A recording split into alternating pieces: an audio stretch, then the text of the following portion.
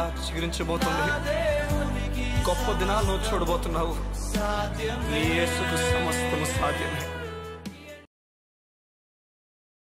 Good morning దేవుని ప్రియ కుమారుడా, good morning దేవుని ప్రియ కుమార్తె. Special good morning day. ప్రతి దినము కూడా నువ్వు విశ్వాసం మూలమైన నీతిని నమ్ముతూ ముందుకు వెళ్ళాలి. విశ్వాసం మూలమైన నీతిని నమ్ముతుండగా భయపడకూడదు. విశ్వాసం మూలమైన నీతిని చెప్పడానికి వెనకబడకూడదు. ప్రతిరోజు చెప్పాలి, నేను విశ్వాసం మూలంగా నీతిమంతుడే. నా దేవుడు నా కోరిని తన బహుమతిని ఇచ్చాడు. చూడండి, దేవుడు వెర్రివాడు కాదు, జ్ఞానవంతుడా. చూడండి, దేవునికి ఒకవేళ వెర్రితనం ఉంటే మనుషుని జ్ఞానానికి పైనే ఉందట. ఒకవేళ మనుషుని జ్ఞానం ఈ టాప్కుంటే అక్కడ మొదలవుతుంది దేవుని వెర్రితనం, ఆ పైకి మొదలవుతుంది. అంటే ఆయన వెర్రితనం కూడా మనుషుని జ్ఞానాన్ని పైనే ఉందని అర్థం. అలాంటి దేవుడు అలాంటి దేవుడు నీతిని దానంగా ఇస్తున్నాడు. చూడండి, ఆ నీతి ద్వారా ఏం చెప్తున్నాడంటే, నా ఎదుట నువ్వు నీతిమంతులలా కనిపిస్తున్నావు. ఏ పాపం లేని వ్యక్తికి కనిపిస్తున్నావు. నువ్వు దిగులు పడిపోతూ దూరపు అడుగులు వేస్తున్నావేమో దేవుని దగ్గరికి ఇంక వెళ్ళకూడదని. నువ్వు దేవుని దగ్గర నీతివంతులలా కనిపిస్తున్నావమ్మా. దేవునికి నువ్వు నీతివంతుడికి కనిపిస్తున్నావయ్యా. నువ్వు ఎందుకని భయపడి వెనకడుగేస్తున్నావు?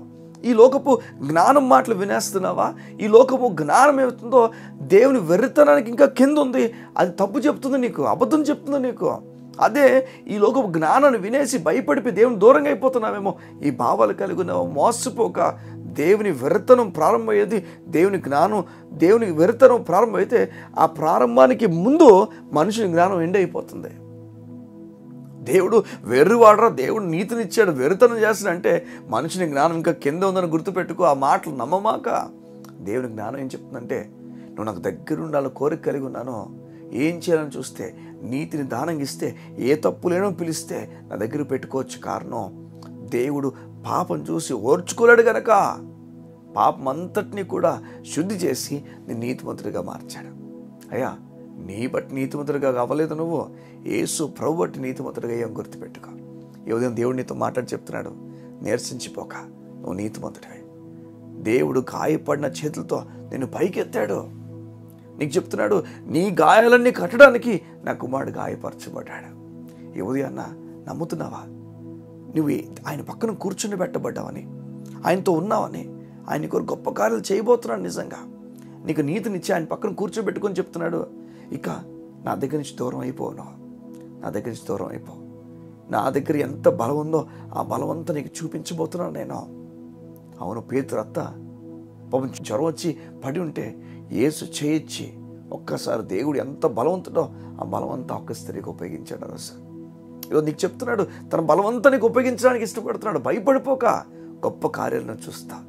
దేనికి భయపడాల్సిన పనులు ఈ లోకంలో? నీ పక్కనే దేవుడు ఉన్నాడు, నీతో ఉన్నాడు. గొప్ప కార్యాలు నీకు జరగబోతున్నాయి. ఈ లోకము ఎంతో భయపడ్డాన్ని చూస్తుంది, నేను ఎన్నో భయపు ఆలోచనలు నీకు ఇస్తుంది, చెప్తుంది, ఇగో నీకు అలా జరిగిపోతుంది, ఇలా జరిగిపోతుంది, చూడు ఇలాంటివన్నీ నీకు జరుగుతాయని. చూడు, ఏనికి భయపడాల్సిన పనులే. నీకు దేవుడు తోడినప్పుడు దేనికి భయపడాలి చెప్పు? దేవుని ఆత్మ నీకు తోడినప్పుడు దేనికి భయపడాలి చెప్పు? ఈ ఉదయం దేవుడు చెప్తున్నాడు, దేనికి భయపడక గొప్ప కార్యాలను చూస్తా. కళ్ళు మూసుకుంటావా? ఏదో నీ గురించి ప్రార్థన చేస్తాను, ధైర్యంగా ముందుకు అడుగులు వేయాలి. ఇంకా మా తండ్రి నీకు వందనాలు. నిబిడలు నెమ్మది కలిగి ధైర్యపు అడుగులు వేయునుగా యేసునామమున. నీతిమంతులను నమ్మి, పాపులు కాదని దేవుని ప్రేమతో నింపబడిన వ్యక్తులను నమ్మి ముందుకు అడుగు వేసే జ్ఞానం నీ బిడ్డలకు ఇవ్వండి. నీ కృపతో నడిపించమని కోరుతూ సమాధానపు కృపను వారికి ఇచ్చి నడిపించమడుతూ యేసు నామమున ప్రార్థించుచున్నాము తండ్రి. ఆమేన్, ఆమేన్. ఈ ఉదయమున ధైర్యంగా వెళ్ళు. దేవుని కృప సమాధానం నువ్వు చూడబోతున్న ఈ ఉదయాన్న దేవుని ఆత్మతో నింపబడబోతున్నా. God bless you. See you tomorrow.